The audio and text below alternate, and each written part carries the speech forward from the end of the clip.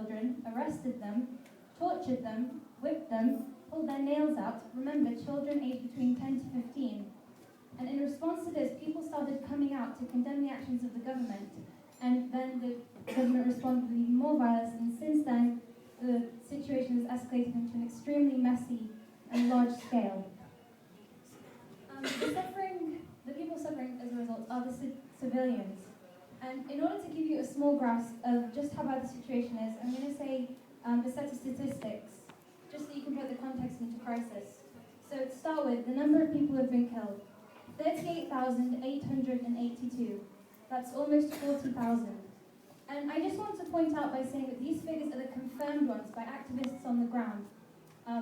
They don't take into consideration the over 65,000 who are missing, or the 216,000 who were arrested. And by the way, these figures were accurate as of August 2012.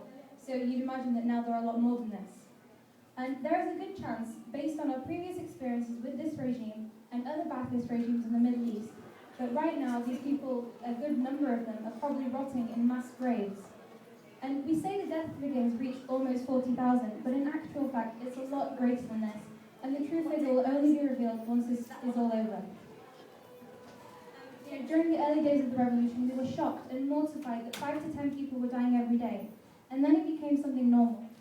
And, then it was 30 people dying a day, then 50, 100, 150. And now we're grateful if less than 200 people die in one day. Can you imagine that? Being grateful that less than 200 people die in one single day? But, of course, in times of war, it's never just about the death toll. Hospitals are being shelled, schools, mosques, churches are all being shelled. People going out to buy bread for their families are being shelled. And millions of houses have been destroyed in Syria, which has, as a result, forced millions of civilians to flee. And this brings me on to my next set of statistics for you, which is about the number of refugees. The number of displaced refugees inside Syria is 2 million, and the number of externally displaced refugees is 250,000. And again, these are correct as of August 2012. The conditions for the refugees, both external and internal, is a very depressing one indeed. I speak to my cousins in Syria. I can hear sounds of aerial shelling in the background while I'm talking to them, and I ask them, why haven't you fled yet? They don't have passports, so the only way that they can leave is if they become a refugee. And they tell me that they would rather stay in Syria, under the fear that they could die at any second than having to go and become a refugee, because they know how terrible the situation is there. Some refugee camps, of course, are better than others. I'm talking primarily of Turkey. As bad as the situation there, it's a lot better than the conditions of refugees in Jordan, for example, or in Iraq.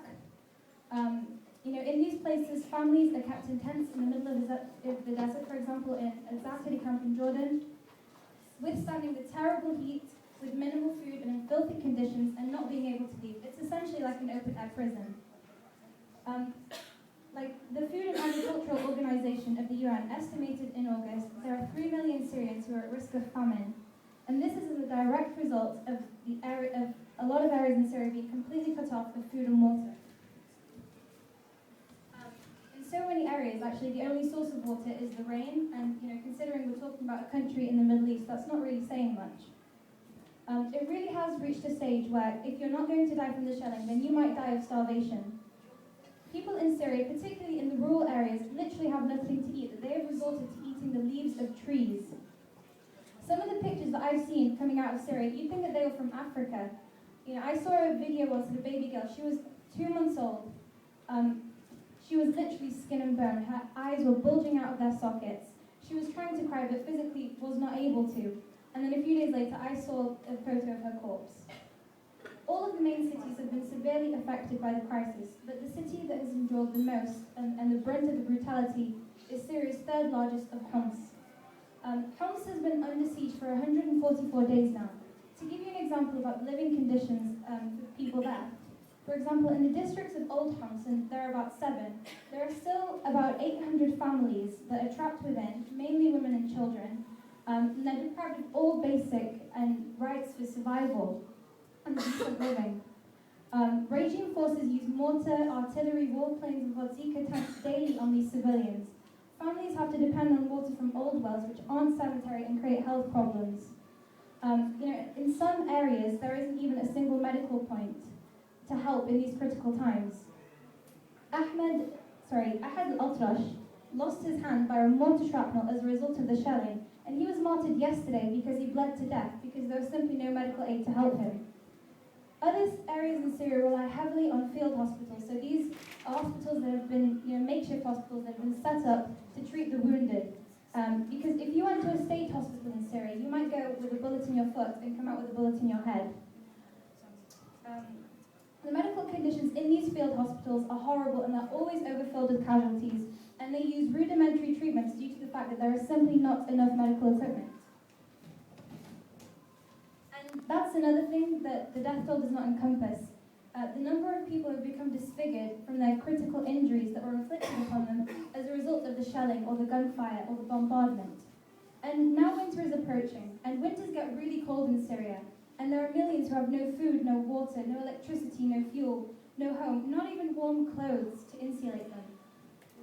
It's very rare to meet a Syrian who has not been personally affected by the crisis. Practically any Syrian you speak to will have a family member who has been killed or tortured or been arrested or raped. I myself have had a member of my family return to his family's home with his head emptied. Just remember that while we are celebrating Eid by spending time with our families, there are so many children in Syria who no longer have a family, so many families whose breadwinner or whose only child has been killed. While we buy new clothes for Eid, there are thousands who have no clothes at all. While we fill our bellies with food, children are dying of starvation in Syria. It may not seem like we're doing much simply by attending a charity meal or donating money every now and then. And to be truthful, the demand for aid is much, much greater than that which is supplied. But there are thousands of Syrians who depend on the aid that we give. And while we're not solving the crisis by donating money, we certainly are saving the lives of those who otherwise most definitely would have died without even the most basic of medical aid. Bearing this in mind, I urge you all to donate generously. Thank you for listening, and I hope